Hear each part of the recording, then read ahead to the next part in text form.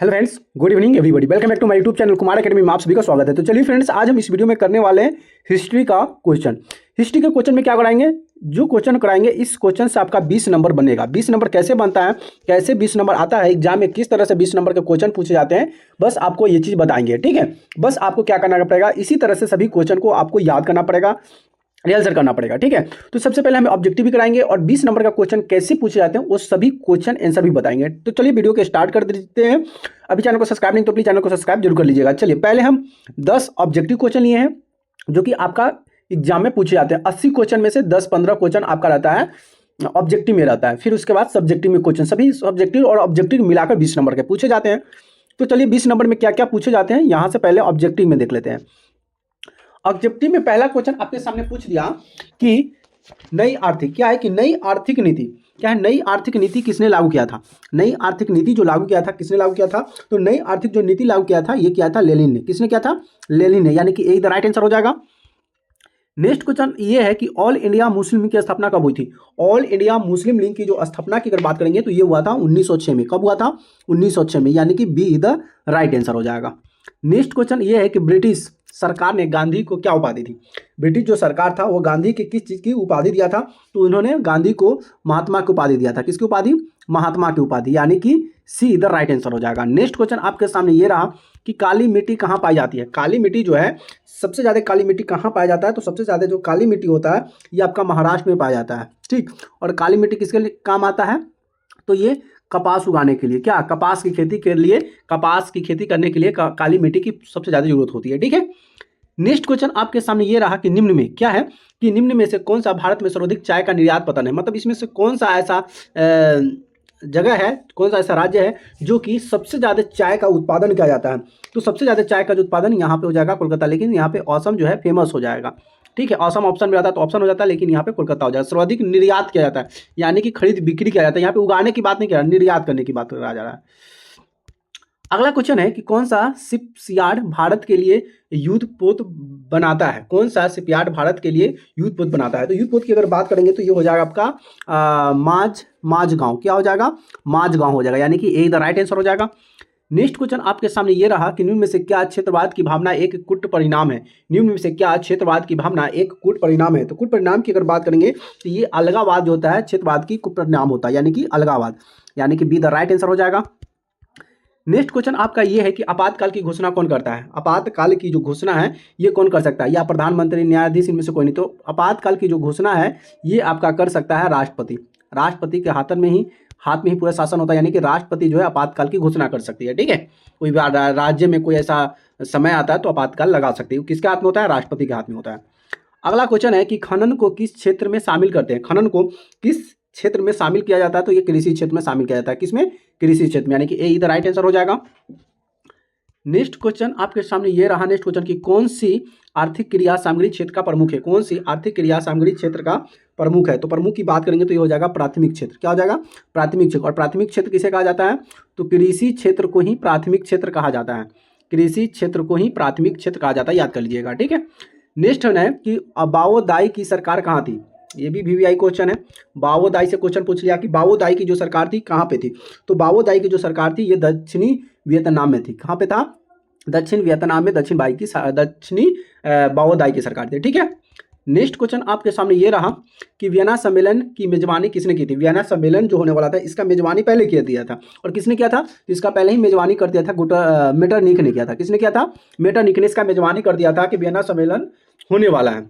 मेजबानी का मतलब होता है भविष्यवाणी पहले ही से कर दिया। ठीक है, अगला है कि वर्नाकुलर प्रेस एक्ट किसने पारित किया था। वर्नाकुलर प्रेस एक्ट जो है ये किसने पारित किया था, तो ये पारित किया था लॉर्ड आपका लीटन ने। किसने पारित किया था, लॉर्ड लीटन ने आपका वर्नाकुलर प्रेस एक्ट पारित किया था, लॉर्ड लीटन हो जाएगा। ठीक है, यानी कि बी द राइट आंसर हो जाएगा। चलिए नेक्स्ट क्वेश्चन आपके सामने ये रहा। नेक्स्ट क्वेश्चन कि भारत का सबसे छोटा जैव मंडल रिजर्व कौन सा है। भारत का सबसे छोटा जैव मंडल रिजर्व जो है ये कौन सा है, तो ये हो जाएगा डिनू बेसोखा। क्या हो जाएगा, डिब्रू सैखोवा हो जाएगा। यहाँ पे डिनू सैखोवा यही आपका आंसर हो जाएगा, यानी कि डी द राइट आंसर हो जाएगा। यहाँ से 14 क्वेश्चन कराए हैं। 14 क्वेश्चन इसी तरह से आपका 14-15 क्वेश्चन आपका हिस्ट्री से पूछा जाएगा। ठीक है, ये तो ऑब्जेक्टिव की बात हो गया। अब सब्जेक्टिव में क्या पूछा जाएगा, चलिए अब सब्जेक्टिव से हम बात कर लेते हैं। अब सब्जेक्टिव में जो क्वेश्चन कराएंगे ये सभी क्वेश्चन इंपॉर्टेंट क्वेश्चन है। इस क्वेश्चन को आप रिवीजन करते रहिएगा। तो जरूरी नहीं है कि ये सभी क्वेश्चन आपको एग्जाम में आएंगे, लेकिन क्वेश्चन का जो लेवल होगा इसी तरह से होगा, क्वेश्चन ऐसे ही पूछा जाएगा। पहला क्वेश्चन आपके सामने आएगा, ये सभी क्वेश्चन का जवाब दीजिएगा तो आपको 3 नंबर मिलेगा, ठीक है। और देखिए 3 नंबर लाने के लिए आपको कितना लिखना पड़ेगा, ठीक है। पहला क्वेश्चन है कि असहयोग आंदोलन का प्रथम जन आंदोलन था कैसे। असहयोग आंदोलन जो था ये जन आंदोलन था, ये कैसे आप कह सकते हैं। तो असहयोग आंदोलन भारत के नेतृत्व में अचानक किया गया था, प्रथम जन आंदोलन था। इस जन आंदोलन के मुख्य 3 कारण थे। पहला था खिलाफत का मुद्दा, पंजाब में सरकार की बर्बरी कार्रवाई और विरुद्ध न्याय करना, और तीसरा था राजस्व की प्राप्त करना। इस आंदोलन में 2 तरह के कार्य अपनाए गए थे। मतलब ये आंदोलन तो छिरा, ये 3 तरह का मुद्दा, मेन कारण 3 था।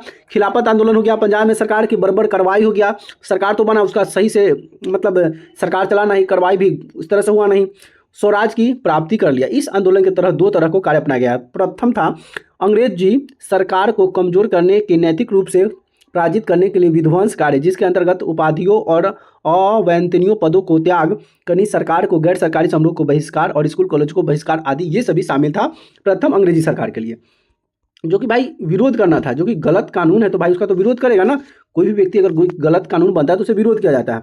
उसी तरह से दूसरा चरण आता है, दूसरा है कि रचनात्मक कार्यों के अंतर्गत राष्ट्रीय विद्यालय एवं कॉलेज की स्थापना, स्वदेशियों को अपनाना, चरखा आदि का लोकप्रिय बनाना। ये आंदोलन महात्मा गांधी के नेतृत्व में व्यापक स्तर पर लोगों की सहभागिता रही। हम कह सकते हैं कि असहयोग आंदोलन प्रथम जन आंदोलन था। इस तरह से हम कह सकते हैं कि जिस तरह का जो आंदोलन छेड़ा ये आंदोलन प्रथम आंदोलन हम इसे कह सकते हैं। इसमें आपका 6 क्वेश्चन पूछेगा, 6 क्वेश्चन में से किन्हीं 3 क्वेश्चन का जवाब ही देना है, ठीक है। चलिए अगला क्वेश्चन आपके सामने कि गंदी बस्ती या असनल पद्धति से आप क्या समझते हैं, इसकी शुरुआत क्यों और कैसे हुई। छोटे गंदे अस्वास्थ्य स्थानों के स्थानीय स्थल असलम कहलाते हैं, असलम कहलाते हैं। औद्योगिकरण के दौरान शहर में रहने वाले श्रमिकों के लिए सस्लम क्षेत्र की शुरुआत हुई थी। मतलब शहर में रहने वाले जो श्रमिक थे, मजदूर जो काम करने वाले थे, वो जो काम कर रहे थे उसी को क्या कहा गया, सलम क्षेत्र की शुरुआत किया गया। औद्योगिकरण के फलस्वरूप कारखानेदारी प्रथा विकास के साथ असलम पद्धति गंदी बस्ती विकास हुआ।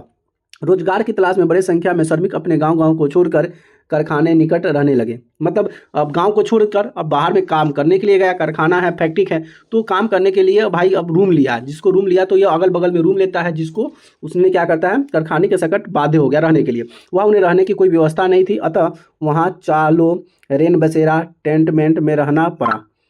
ये जगह अत्यंत अस्वास्थ्य एवं गंदगी बस्ती थी। इस प्रकार के औद्योगिकरण के कारखाने में ये पथा नस्ल पद्धति की शुरुआत किया गया। जैसे कि लोग बसने के लिए गए, रहने के लिए, अब काम करना है तो फैक्ट्री है उसके बगल में रहना शुरू कर दिया बस्ती बनाकर। अगला है कि भारत को सोने की चिड़िया क्यों कहा जाता है। ये भी भाई क्वेश्चन है, भाई आप लोग डिबेट में पढ़े हुइएगा कि भारत को सोने की चिड़िया कहा जाता है। लेकिन क्यों कहा जाता है, तो भारत पहले सूती कपड़े का प्रमुख उत्पादन निर्यात करता था। स्थल और दोनों मार्ग में भारत के कपड़े और मसाले दुनिया के दूसरे भागों में पहुंचाते थे। वापसी में सोना चांदी जैसी कीमती धातुएं और यूरोप के भारत पहुंचाते थे, इसलिए भारत में सोने की चिड़िया कहा जाता था। मतलब बहुत सारे पैसा था।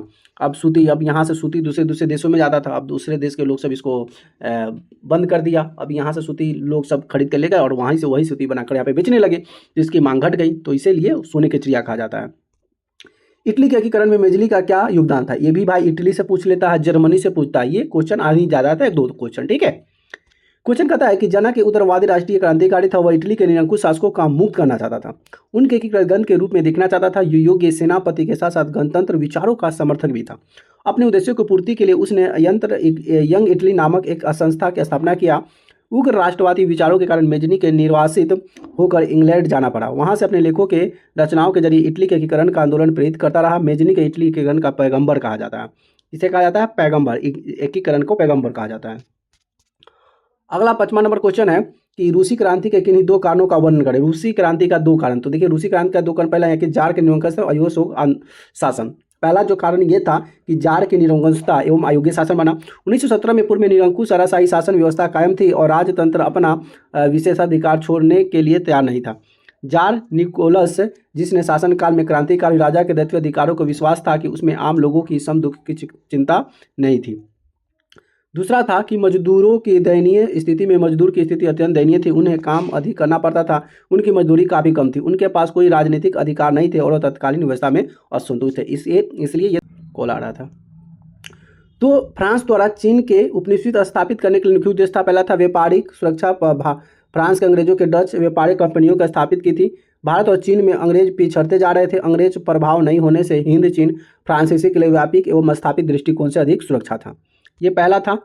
दूसरा बात करेंगे कि आर्थिक कारण। आर्थिक कारण क्या था कि आर्थिक कारण न्यूनतम कृषि प्रधान देश था, जहां चावल रबर बहुत अधिक उत्पादन होता था। यहाँ विभिन्न प्रकार के खनिज पदार्थ जैसे कि कोयला, टीन, जस्ता, क्रोमियम आदि ये उपलब्ध थे। इन साधनों के उपयोग से फ्रांसीसी अपने उद्योग के विकास करते थे। इससे फ्रांस में बड़ा विदेशी बाजार मिल सकता था। सभ्य समाज के नीति आयोग के राष्ट्रों की तरफ फ्रांसीसी भी पिछड़े एवं असभ्य को सभ्य बनाना चाहते थे। इन सभी कारणों से हिंद चीन में अपने उपनिवेशों की स्थापना करना चाहते थे। तो इस तरह से हिंद चीन की जो व्यवस्था थी, इस तरह से हिंद चीन में आपस में क्या हो गया, इसके उद्देश्य स्थापना करना शुरू कर दिया।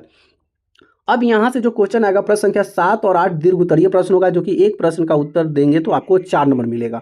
किसी एक प्रश्न का 7 और 8 2 नंबर का कोई 2 क्वेश्चन पूछेगा, आपको एक ही जवाब देना है। अब पहला क्वेश्चन कैसे पूछ दिया कि जर्मनी के एकीकरण में बिस्मार्क की क्या भूमिका है। अब देखिए 4 नंबर उठाने के लिए आपको कितने पेज लिखना पड़ेगा। जब आपका आपको स्क्रीन पर आपको इतना पेज दिखाई दे रहा है, तब इसको पेज में लिखिएगा तब आपका दो पेज में आ जाएगा। तो ये चीज़ आपको याद रख लेना है कि आपको एग्जाम में ऐसे ही लिखना पड़ेगा। बिस्मार्क जर्मन डाइट का प्रतिनिधि हुआ करता था। उसने अपनी असफलता कठिनाई को लगातार परिचय देते आ रहा था। वह निरंकुश राजतंत्र का समर्थन करते हुए जर्मन एकीकरण के प्रयास में जुट गया। बिस्मार्क ने जर्मनी एकीकरण के लिए रक्त और लौ नीति का अवलंबन किया। उसने अपने देश को अनिवार्य सैन्य सेवा लागू कर दिया। उसने अपनी नीति के प्रति दृढ़ किया। बिस्मार्क के ऑस्ट्रेलिया प्रथा मिलकर 1864 ईस्वी में 1864 ईस्वी में संश्लेषिंग था कि संश्लेषिंग और हेलीपेंट राज्यों के मुद्दे से लेकर डेनमार्क आक्रमण कर दिया, क्योंकि उन पर डेनमार्क का नियंत्रण था। जीत के बाद स्लेंसिंग प्रथा का अधीन हो गया और ऑस्ट्रेलिया ने प्रसा की तरफ पराजित किया। इस तरह से उनका जर्मन क्षेत्र में प्रभाव समाप्त हो गया। इस तरह से जर्मन एकीकरण के 2/3 कार्य पूरा हो गया। जर्मनी के एकीकरण के लिए बिस्मार्क के 3 गो उद्देश्य था। अब ये जर्मनी का उद्देश्य बनाया किया तो इनका 3 गो उद्देश्य था। अब तीनों उद्देश्य को समझिएगा। पहला उद्देश्य था कि उसे शक्तिशाली राष्ट्र बनाना था, मतलब अपना एक देश जो था शक्तिशाली, नेतृत्व में जर्मनी के एकीकरण को पूरा करना। दूसरा उद्देश्य था ऑस्ट्रेलिया को परास्त कर उसे जर्मनी संघ का बाहर निकालना था। और ये दूसरा उद्देश्य था ऑस्ट्रेलिया को हराना है, हराकर जर्मनी का जो परिसंघ है उसे बाहर निकाल देना है। तीसरा उद्देश्य था जर्मनी को एक शक्तिशाली राष्ट्र बनाना है। शेष जर्मनी के लिए फ्रांस युद्ध करना आवश्यक था, क्योंकि जर्मन के दक्षिणी रियासतों में मामले फ्रांस हस्तक्षेप कर सकता था। 19 जून 1817 ईस्वी को फ्रांस के शासक नेपोलियन ने प्रासा के खिलाफ युद्ध घोषित कर दिया। अब ये 19 जून 1830 को फ्रांस की जो सेना जो थे, नेपोलियन ने क्या किया कि खिलाफ युद्ध करने की घोषणा कर दिया कि चलो भाई अब युद्ध छिड़ा जाए। सेडान की लड़ाई में फ्रांसीसी की जबरदस्त हार हुई और 10 मई 1871 को फैक्ट संधि के द्वारा दोनों राष्ट्रों के बीच शांति स्थापित हो गया। युद्ध समाप्त हुआ और फिर दोनों के बीच एक शांति स्थापित किया गया। इस तरह से उनके महाशक्ति प्राप्त करता गया। अब यहाँ से एक क्वेश्चन है भाई, ये भी दबदार क्वेश्चन है, क्वेश्चन नंबर 8 है और ये भी दीर्घ उत्तरीय क्वेश्चन है और लास्ट क्वेश्चन है इसका। अब ये आ गया सविनय अवज्ञा आंदोलन। ये भी बार बार क्वेश्चन पूछे जाते हैं, लघु उत्तरीय में पूछ लेता है और दीर्घ उत्तरीय में पूछता है। ब्रिटिश अपनी सत्ता के खिलाफ गांधी जी ने नेतृत्व 1830 ईस्वी में संचालित किया गया। सविनय अवज्ञा आंदोलन दूसरा ऐसा जन आंदोलन था जिसका सामाजिक आधार काफी व्यापक था। असहयोग आंदोलन के काफी समाप्ति के पश्चात भारतीय राष्ट्रीय आंदोलन में एक शून्यतम स्थिति पैदा हो गई, परंतु इस बीच कुछ ऐसे घटनाक्रम पुनरावृत्त हुआ जिसने मृत्युवंत और राष्ट्रवाद को एक नया जीवन प्रदान किया। सविनय अवज्ञा आंदोलन के कारण को निम्नलिखित रूप दिए गए। अब ये क्या क्या रूप थे? पहला था साइमन कमीशन की नियुक्ति। 1919 ईस्वी में एक्ट के पारित करते हुए समय में यह घोषित किया गया कि 10 वर्ष के पश्चात सुधारकों की समीक्षा होगी, परंतु समय से पूर्व ही नवंबर 1927 में साइमन कमीशन की नियुक्ति हुई, जिसमें सारे सदस्य अंग्रेज थे। अब ये तो बनाया गया 1927 में, एक साइमन कमीशन को नियुक्ति किया गया, लेकिन नियुक्ति तो तक किया, लेकिन उसमें सारे सदस्य जो थे ये भारत का एक भी नहीं था, सब अंग्रेज था। इस कमीशन का उद्देश्य संवैधानिक सुधार क्या था? संवैधानिक सुधार को प्रश्न का विचार करना था। कमीशन में एक भी सदस्य भारतीय नहीं था। भारत में इसकी तीखी प्रतिक्रिया हुई। प्रदर्शनकारियों ने साइमन वापस जाओ का नारा बुलंद किया। कहा कि देखो भाई, तुम तो यहाँ पे आए, लेकिन हमारे भारत के जो लोग हैं, भारत के व्यक्ति एक भी तुम लोग उसको सदस्य नहीं बनाए, इसलिए तुम लोग यहाँ से जाओ। तो उसने कहा क्या? साइमन वापस जाओ का नारा दिया। इस साइमन कमीशन के विरोध आंदोलन तत्कालीन रूप से एक व्यापक राजनीतिक संघर्ष को जन्म दिया और ये धीरे धीरे आंदोलन बढ़ते चला गया और बड़ा एक रूप ले लिया। अब आता है Nehru report. Nehru report Simon commission के बहिष्कार में तत्कालीन भारत के सचिव भारतीयों को एक संविधान के निर्माता चुनौती दी थी जो सभी दलों को गुटों का मान्य हो। कांग्रेस ने फरवरी 1928 ईस्वी में भारत में एक सर्वदलीय सम्मेलन आयोजन किया। इस सम्मेलन में मोतीलाल नेहरू अध्यक्ष बनाया गया। इस समिति के ब्रिटिश सरकार ने डोमिनियन टेस्ट की दर्जा देने से मांगा, जिससे कांग्रेस का एक वर्ग असहमत था। यद्यपि नेहरू रिपोर्ट स्वीकृत नहीं हो सकती थी, लेकिन इसके अनेक महत्वपूर्ण निर्णय को जन्म दिया। सांप्रदायिक की भावना जो आदर थी वह उभर कर सामने आई। मुस्लिम लीग की हिंदू महासभा दोनों को फैलाने का सहयोग दिया। अंततः गांधी जी ने इसे निपटने के लिए सविज्ञा आंदोलन का कार्यक्रम प्रस्तुत कर दिया। कहा कि चलो भाई इससे निपटने के लिए कुछ किया जाए, तो भाई वह सविनय अवज्ञा आंदोलन शुरू कर दिए। उसके बाद व्यवसायिक आर्थिक मंदी का प्रभाव पड़ा। 1929 से 30 तक विश्वव्यापी मंदी का प्रभाव भारत की अर्थव्यवस्था पर बहुत बुरा असर पड़ा। समाजवाद को बढ़ावा प्रभाव। समाजवाद के बढ़ते प्रभाव के कारण वामपंथी दबाव के संतुलित करने से आंदोलन का एक नए कार्यक्रम की आवश्यकता थी। आंदोलनकारी के आंदोलन बाहर देश की क्रांतिकारी आंदोलन विस्फोट हो चला था। ऐसे में देश के नागरिकों के लिए एक नई दिशा और पहले की आवश्यकता थी। पूर्ण स्वराज की मांग। दिसंबर 1929 में लाहौर अधिवेशन हुआ, स्वतंत्रता मांगे और 26 जनवरी 1930 को पुनः स्वतंत्रता दिवस मनाने को घोषित कर दिया गया। इस प्रकार पूरे देश में उत्साह की नई लहर उभरी। गांधी जी का मानना था कि हिंसा द्वारा स्वतंत्रता नहीं मिलेगी, इसलिए ब्रिटिश सरकार को यथासंभव स्वेच्छा किसी भी प्रकार की सहयोग न करके तैयारी करने और सविनय अवज्ञा आंदोलन कलाबंदी सजा दिया गया। उसके बाद आता है गांधी जी की बात। गांधी जी क्या करते? गांधी जी का समझौतावादी रूप। गांधी जी ना हर बात में ना आंदोलन करते थे, समझौता करते थे। भाई कोई चीज़ समझता नहीं तो उसे ना लात घुसा से मारा जाता है। अब गांधी जी भाई समझौता किए। आंदोलन आरंभ करने से पूर्व तथा गांधी जी ने वायसराय इरविन की समझौता 11 सूत्री मांग की रखी। कौन 11 सूत्री मांग किसने रखा? महात्मा गांधी ने। सरकार द्वारा इसे पूरा किए जाने की स्थिति में प्रस्ताव आंदोलन को स्थगित करने की बात कही। इरविन ने गांधी जी से मिलने से इनकार कर दिया। इस बात सरकार के दमन चक्र और भी तेज हो गया। इस बातें होकर गांधी जी ने अपने आंदोलन को दांडी मार्च आरंभ करने का निश्चय कर दिया। अब ये भाई नहीं बता, कहा कि भाई चलो ये आंदोलन तो बहुत खतरनाक है। आंदोलन को दिशा को मोड़ते हुए ये दांडी मार्च शुरू कर दिए। क्या किया? दांडी मार्च शुरू किया। ठीक है, तो फ्रेंड्स यहाँ से जितने भी टॉपिक कराए हैं इस तरह से टॉपिक अगर आप करते हैं, इसको कंप्लीट करते हैं, तो आपको इसी तरह से आपको फाइनल एग्जाम में क्वेश्चन देखने को मिलेगा। क्या आपको फाइनल एग्जाम में क्वेश्चन इसी तरह से देखने को मिलेगा? तो प्लीज़ वीडियो को पूरा देखिएगा और इसी तरह से क्वेश्चन को आपको सॉल्व करना है। दीर्घ उत्तरीय में 2 क्वेश्चन पूछेगा, आपको 1 जवाब देना है। 6 क्वेश्चन पूछेगा अति लघु उत्तरीय में, उसका आपका 3 का जवाब देना है। अब कैसे लिखना है, कितने पेज लिखना है, सभी मैंने आपको यहाँ से बता दिया। यही क्वेश्चन नहीं आएगा, क्वेश्चन इसी तरह से आएगा, लेकिन आप इसको पढ़ लीजिएगा, याद कर लीजिएगा, तो आपके लिए बहुत बहुत बेनिफिट होगा, क्योंकि ये सभी PYQ का क्वेश्चन आया हुआ क्वेश्चन है। ठीक है, तो याद रखिएगा ये सभी जितने क्वेश्चन कराए हैं इसी तरह का क्वेश्चन आपको एग्जाम में देखने को मिलेंगे।